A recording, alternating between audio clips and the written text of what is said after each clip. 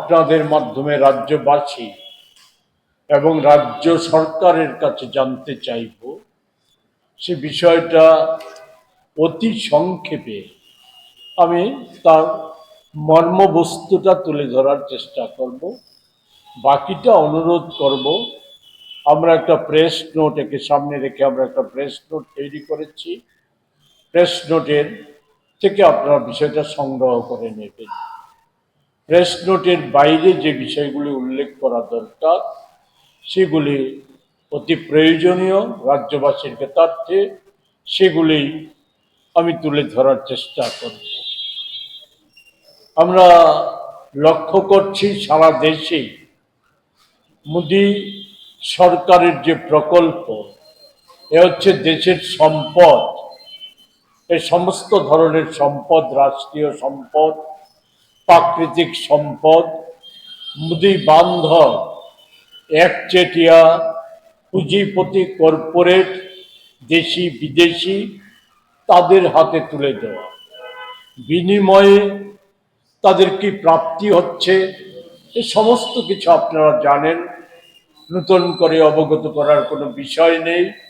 আপনারা দেখেছেন অতি সম্প্রতি যে আমাদের সরকারিভাবে যে তথ্য বেরিয়ে এসেছে, ইলেকশন বন্ড বেআইনি ঘোষণা হওয়ার পর আমাদের সুপ্রিম কোর্ট তারপরেও ভিন্ন কায়দায় কর্পোরেট জগৎ থেকে যে শাসক দল, বিশেষত বিজেপির যে দলীয় তহবিল, সেই দলীয় তহবিল স্ফীত থেকে স্ফীত হচ্ছে শুধু সরকারি হিসাব মোতাবেক।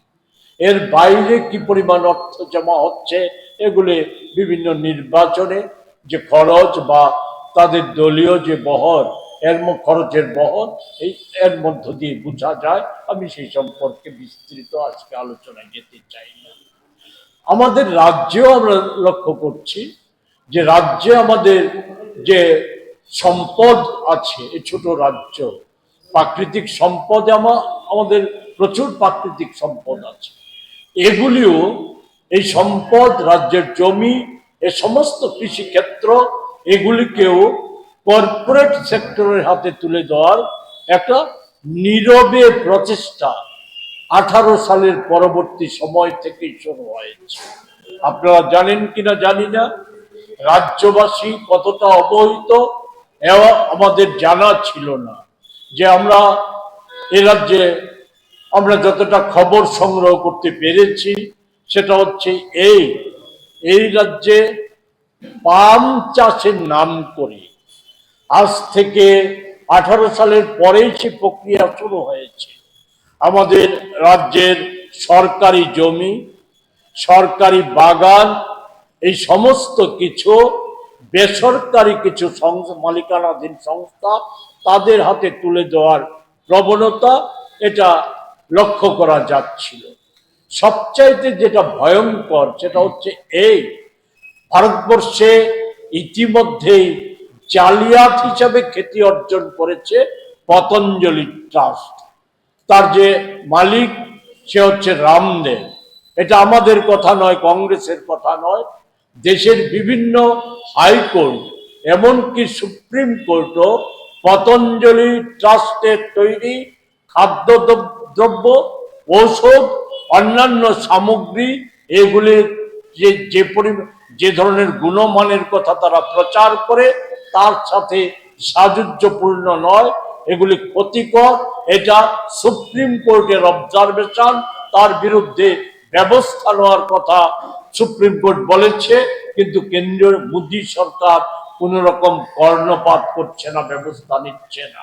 যদিও ইতিমধ্যে আমাদের জানা হয়ে গেছে যে বিভিন্ন সংবাদ মাধ্যমে খবর প্রকাশিত হয়েছে যে ভারতীয় যে সেনা এবং আধা সেনা বাহিনী তাদের যে ক্যান্টিনগুলি আছে সেই সমস্ত ক্যান্টিনে একটা সময় মোদী আসার পর পতঞ্জলির সামগ্রী বাধ্যতামূলক ছিল, কিন্তু এই আধা সেনা ক্যান্টিনগুলিতে আজ আর সেই সামগ্রী তারা রাখছে না, এটা তারা বন্ধ করে দিচ্ছে।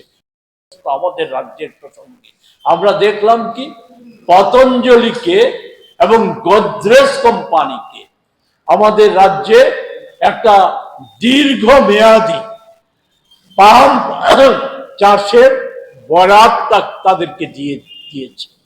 কি পরিমাণ অর্থের বিনিময়ে তা দেওয়া হয়েছে, কি চুক্তি, এগুলি কিছুই আমরা জানি না। আমরা যেটা জেনেছি, এগ্রি এবং হোল্টি এক্ষেত্রে যারা বিশেষজ্ঞ, যারা ইতিমধ্যে রিটায়ার্ড করেছে বা এখনো কর্মরত আছে, আমি তাদের নাম সামনে আনবো না, ওনাদের কাছ থেকে আমরা যেটা জেনেছি সেটা হচ্ছে এই পাম গাছ এটা 3 বছর আগে থেকে লাগানো শুরু হয়েছে। ইতিমধ্যে 6000 হেক্টর জমিতে তা লাগানো সম্পন্ন হয়েছে।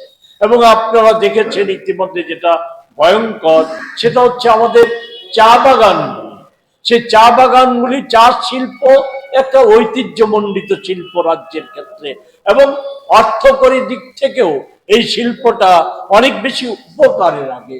এটা আগের সেই কনসেপ্টে নেই।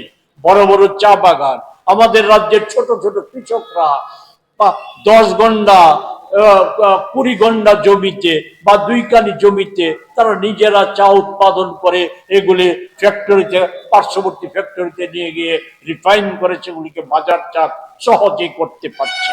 আমরা দেখলাম আমাদের রাজ্যের বাক্যবাগীশ তথাকথিত সবজান্তা করিতকর্মা যে মন্ত্রী, উনি জোর জবরদস্তিমূলক ভাবে চা বাগানগুলিতে পাম গাছ লাগিয়ে দিচ্ছে। এতে বিশেষজ্ঞদের যে অভিমত সেটা হচ্ছে, উনি বলেছেন চা চারাগুলিকে আচ্ছাদন দেবে। কিন্তু আমরা ছোটবেলা থেকেই দেখে আসছি চা বাগানে প্রধানত ইউক্যালিপটাস গাছ, কলা গাছ, করই গাছ, যেগুলি সহজে ডালপালা বিস্তার করে ছায়া দেয়, সেই গাছগুলি লাগানো হতো।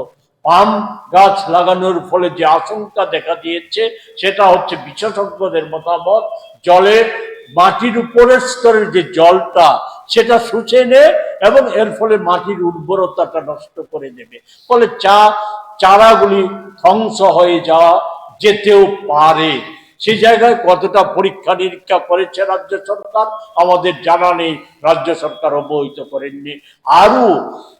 আরো 6 বছর এই পাম গাছ লাগানোর প্রক্রিয়া চলবে।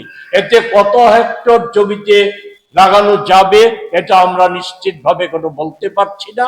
এটা লাগানোর পর যেটা মজার কথা হচ্ছে, যেটা যদি এতই ফলপ্রসূ হয়, এতই যদি অর্থকরী দিক থেকে লাভবানের বিষয় হয়, কৃষক কল্যাণের বিষয় হয়, রাজ্যের উন্নয়নের বিষয় হয়, তাহলে সরকারের জমি, আমাদের বাগানগুলি, এবং এই রাজ্যে যখন এই সরকার তো বলছে টাকার কোনো অভাব নেই, নির্বাচনীতে এসেইছে যে কলসি ভর্তি টাকা আসবে ডাবল ইঞ্জিনের সরকার হলে পরে, তাহলে সরকার কেন করছে না? কেন পতঞ্জলির মতো জালিয়াতি সংস্থা এবং গোদরেজের মতো মাল্টিন্যাশনাল কোম্পানিকে দিয়েছে, এবং তাদেরকে দিয়েছে 29 সালে একটা মান্দাইয়ের কাছে একটা যে গ্রাম, সে গুরুপদ কলোনি, সে গুরুপদ কলোনিটা দিয়েছে রামদেবকে। সেখানে একটা 2000 মেট্রিক টন উৎপাদন ক্ষমতা সম্পন্ন পাম অয়েলের ফ্যাক্টরি তৈরি করার জন্য। আর গোদরেজকে দিয়েছে নালা কাটায় সম পরিমাণ দেওয়ার জন্য। এতে আরো মজার কথা কি, এই পাম গাছ এটা তার ফল এটা বাজারজাত, রাজ্যে বাজারজাত করার অন্য কোনো সুযোগ থাকবে না। যা উৎপাদন হবে সবটা তাদেরকে দিতে হবে, তাদের নির্ধারিত মূল্যে। ফলে ভারতবর্ষে যেটা এই সময়ে ঘটে আসছে সেটা হচ্ছে যে কৃষকরা বঞ্চিত থেকে বঞ্চিত হচ্ছে। এর ফলে কৃষিকাজ ছেড়ে আজকে পালাচ্ছে কৃষকরা। আমাদের রাজ্যের কৃষকরাও আজকে মাত্র 19% কৃষিজীবী মানুষ এখনো কৃষি কর্মের সাথে যুক্ত আছে, বাকিরা নানা কাজে চলে যাচ্ছে। তাহলে এই গাছ, এর ফলে কৃষকরা বা রাজ্যবাসী কতটা উপকৃত হবে? তো আমি যে